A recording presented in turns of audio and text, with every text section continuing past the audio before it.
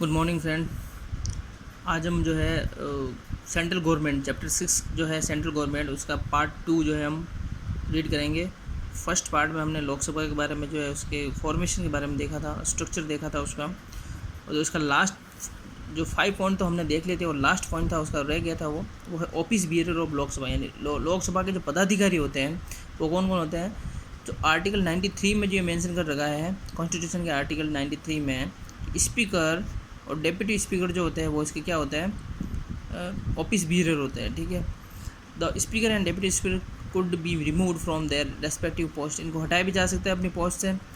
एक resolution pass करना होता है इसके लिए। If A resolution about this matter is passed by majority of all the present members of Lok Sabha. Lok Sabha में जितने भी मेंबर उस टाइम प्रेजेंट है उसमें से एक फिक्स मेजोरिटी के अनुसार एक रेजोल्यूशन पास करके इनको हटाया जा सकता है। But it is mandatory to give minimum 14 day notice of the intention. यानी अगर आपको इनको हटाना है तो उसके हटाने के जो संसद में जो कार्रवाई होती है उससे पहले 14 डेज़ पहले आपको एक नोटिस देना होगा इस स्पीकर या डेप्यूटी स्पीकर को कि भाई हम जो आपको इस वजह से हटाना चाहते हैं, जो एक वैलिड रीज़न होना चाहिए उसके पीछे। This kind of resolution in Lok Sabha the speaker and the deputy speaker will get the desired salary. यानी कि इनको हटाने के लिए 14 डेज़ प्रायर जो है नोटिस देना अनिवार्य है और इनको जो सैलरी मिलती है, अब यहाँ पर सैलरी की बात हो रही है कि जो स्पीकर और डेप्यूटी स्पीकर को सैलरी मिलती है वो डिजायर्ड सैलरी मिलती है जो अपने कॉन्स्टिट्यूशन में जो डिटरमाइन कर रखा है उसके अकॉर्डिंग इनको सैलरी दी जाती है। अब बात करेंगे हम function and powers of speaker. ठीक है, ये क्या है स्पीकर, अभी हमने देखा था आर्टिकल 93 में मेंशन्ड है। ठीक है, ऑफिस बिहेवियर है लोकसभा के, तो उनके बारे में उनकी फंक्शन और पावर क्या क्या है वो देखते हैं हम। The speaker of Lok Sabha holds almost all those right similar to speaker of the House of Commons in British Parliament. यानी कि ब्रिटिश पार्लियामेंट का जो स्पीकर है उसी के अकॉर्डिंग पावर रखता है इंडियन पार्लियामेंट का जो स्पीकर है वो। ठीक है, all the meetings of Lok Sabha are chaired by the speaker and the disciplines and decorum of the house is also maintained by him. यानी कि जो लोकसभा में जितनी भी जो मीटिंग्स होती है उसको चेयर्ड कौन करता है, अध्यक्ष कौन होता है, लोकसभा स्पीकर। ठीक है, स्पीकर होता है वो अध्यक्ष होता है उसका, और डिसिप्लिन मेंटेन करने का काम लोकसभा में ये स्पीकर का काम है, तो वो डिसिप्लिन मेंटेन करके चलता है हाउस में। सेकंड जो इसका पावर है वो है speaker decide the desired agenda to be taken up for discussion during the meetings.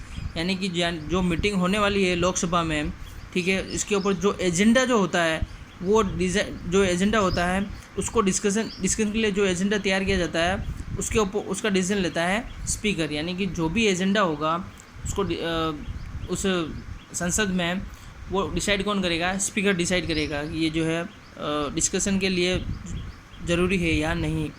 ठीक है, and preside over the this meeting, और इस मीटिंग को वो प्रिसाइड भी करता है यानी अध्यक्ष भी होता है। He also allot the time for debate on various issues on the advice of opposition leader.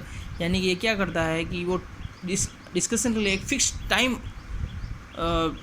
Time जो होता है वो फिक्स करते हैं किसके साथ में मिलकर के, अपोजिशन लीडर के साथ में मिलकर के।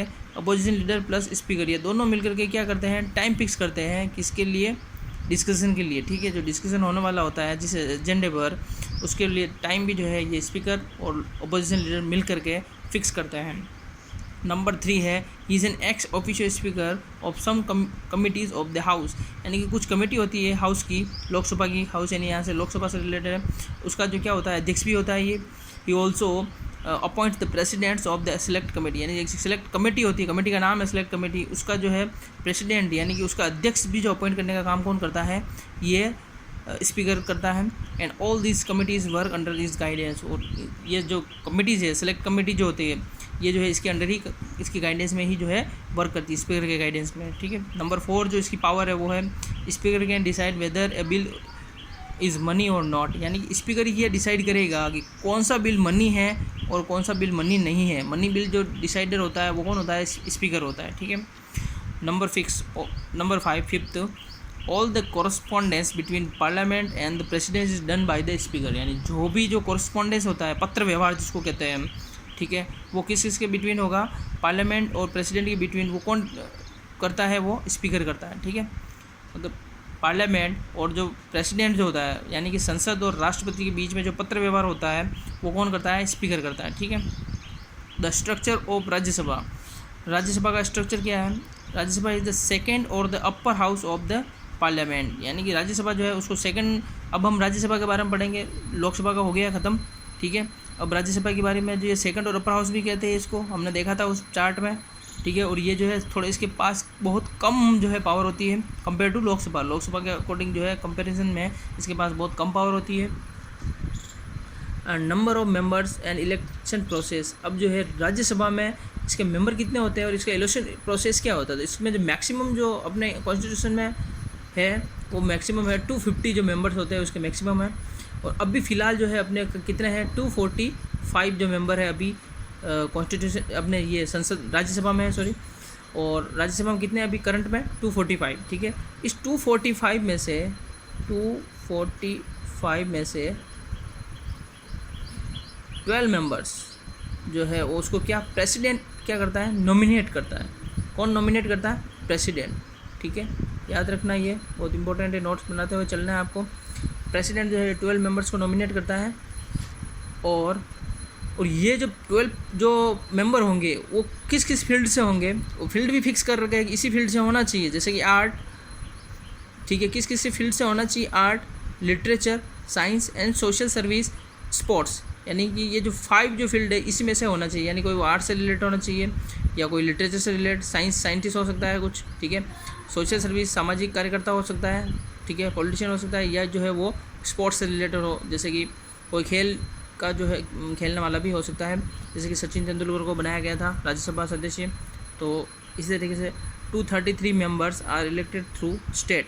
और बाकी के इसमें से 245 में से 12 जो है को प्रेसिडेंट नॉमिनेट कर देता है। पीछे बचे 233 मेंबर उनको डायरेक्ट जो है क्या करता है, स्टेट की जो लेजिस्लेटिव असेंबलीज होती है और जो and these member are elected by the member of various state legislative assemblies and union territories के जो असेंबलीज होती है उनके मेंबर इनको सेलेक्ट करके भेजते हैं 233 को, याद रखना, ठीक है। तो इसको जो है state legislative assembly plus union legislative assembly के जो मेंबर होते हैं वो उनको जो इलेक्ट करके भेजते हैं। और वो सिस्टम होता है सिंगल ट्रांसफरेबल वोट सिस्टम, ये एक सिस्टम होता है, उसके अकॉर्डिंग इनको जो है इलेक्ट किया जाता है। Qualification for the members, member का क्वालिफिकेशन क्या है। राज्यसभा के मेंबर लोकसभा के लिए तो 25 ईयर्स है और राज्यसभा के लिए 30 ईयर्स और मोर देन 30 ईयर्स जो होगी, जिसकी भी एज होगी वो इसका मेंबर बन सकता है। लोकसभा के लिए 25 ईयर्स की एज इनफ है, लेकिन राज्यसभा के लिए वो 5 ईयर्स ज़्यादा है और 30 ईयर्स का होना ज़रूरी है। अब टेन्योर और उसका इसके मेंबर का टेन्योर कितना होता है, 6 ईयर का होता है टोटल। बट इसमें एक बात मेंशन कर रखी है कि 1/3 जो मेंबर है इसके वो आफ्टर एवरी सेकंड ईयर, यानी 2 साल के बाद में 1/3 मेंबर, ठीक है, 1/3 मेंबर जो है उनको रिटायर कर दिया जाएगा आफ्टर एवरी 2 ईयर, ठीक है, उनको हटा दिया जाएगा और उनको जो है उनके स्थान पर उनकी जगह पर नए मेंबर को इलेक्ट किया जाएगा राज्यसभा में, ठीक है। अब यही ऑफिस बियरर ऑफ राज्यसभा हमने अभी देखा था, ऑफिस बियरर ऑफ लोकसभा, अब यहाँ पर जो है राज्यसभा के ऑफिस बियरर है, लोकसभा के तो स्पीकर एंड डेप्यूटी स्पीकर। उसी तरीके से इसके में भी 2 ऑफिस बियरर होते हैं राज्यसभा में, वो होता है chairman and deputy chairman. Lok Sabha में तो होता है स्पीकर और डेप्यूटी स्पीकर, इसमें होता है चेयरमैन और डेप्यूटी चेयरमैन, ठीक है। The vice president of India is ex officio chairman, यानी कि जो चेयरमैन जो होता है वो कौन होता है, वाइस प्रेसिडेंट ऑफ इंडिया होता है। उपराष्ट्रपति जो होता है उसका क्या होता है, वो अध्यक्ष होता है लोकसभा का, राज्यसभा का अध्यक्ष जो कौन होता है, उपराष्ट्रपति, ठीक है। और इसका जो टेन्योर होता है वो 5 ईयर्स का होता है, किसका, एक्स ऑफिशियो चेयरमैन का, ठीक है। जो कि वाइस प्रेसिडेंट होता है, उपराष्ट्रपति होता है, उसका 5 ईयर का टेन्योर होता है राज्यसभा में अध्यक्ष के लिए। और राज्यसभा में elects 1 of its member as deputy chairman for term of 6 year, यानी कि 6 सालों के लिए ये एक जो है डेप्यूटी चेयरमैन को जो है सेलेक्ट करते हैं राज्यसभा के मेंबर में से, अपने में से, ठीक है। जो जितने भी राज्यसभा मेंबर है, जैसे कि 245 है, 245 मेंबर्स में से किसी एक को जो है क्या बनाया जाएगा, डेप्यूटी चेयरमैन बनाया जाएगा। पावर्स एंड फंक्शंस, बट ये इंपॉर्टेंट ये है, जो चेयरमैन जो होता है वो कौन होता है, वो वाइस प्रेसिडेंट होता है, ध्यान रखना, उपराष्ट्रपति होता है, ये तो आपको राइट डाउन करना है, इंपॉर्टेंट है ये। Power and function of parliament, parliament की बात करेंगे कि पार्लियामेंट के पावर और फंक्शन क्या क्या है। तो फ्रेंड्स आज के लिए इतना ही, कल फिर से हम मिलेंगे एक नई वीडियो के साथ और उसमें जो देखेंगे हम parliament of powers and functions of parliament, ठीक है। Thank you.